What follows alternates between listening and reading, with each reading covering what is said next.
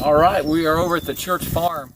Just to the south of us here is Joseph F. Smith's house where he lived as a boy. And up here to the east is the temple sites where we're at. So this is a piece of land that my dad farmed when we were kids.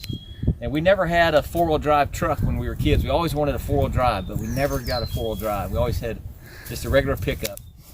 And that regular pickup worked perfect for Dad. He never got stuck. He knew how to maneuver his two-wheel drive to where it wouldn't get stuck. Well, one morning he had to go to work and he dropped me and my brother, two brothers off here. And he said, I want you to build a fence from this fence line to this fence line over here. It was going to fence off of 40. We had the fence posts and all that with us. So about 150 feet from here is a fence. And Dad gave us specific instructions. He said, don't drive through the spring. And automatically we're 16, 17 years old and we think, Dad's never had a four-wheel drive, what has he done? So we drove the first post, and there was probably 10 or 12 posts that we drove, and then we got to the spring. And as you can tell where this ditch is where we're at. Far West was known for its water, known for its wildlife, its abundant wildlife that was here, and also water. There was a lot of springs in Far West. So they needed this water for drinking water, so they'd build their houses close to the spring.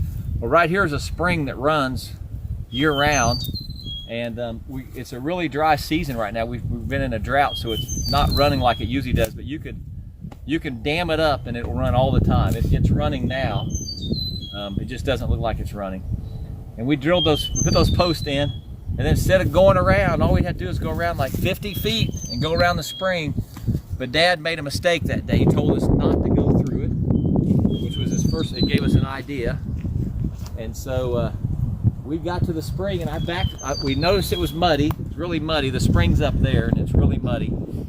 So we backed the four-wheel drive all the way up to this fence. I had my little brother in there with me, and my both younger brothers with me. And so I floored it. And we went as fast as we could, and we hit that spring, and we went about 3 feet. And the truck stopped. We had the fence post in the back. It was a Chevy Blazer, and the fence posts and it was one that didn't have a bed on it, so you were opening up the hatchback part, had the post in there. All these fence posts come flying up and hit the dashboard.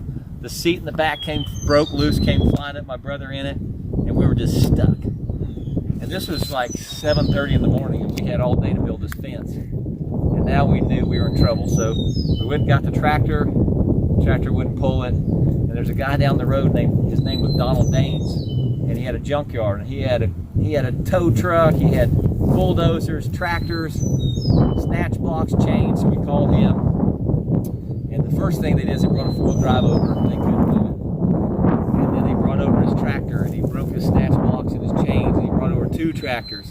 And Dad was right. We were stuck. And about that time, we were working on this truck all day trying to get it out, and then Dad pulls up. And we're stuck in the spring, and the fence isn't built. And the neighbors are here pulling us out and wasting their day. So the moral of the story is trust your father. He knows what's best.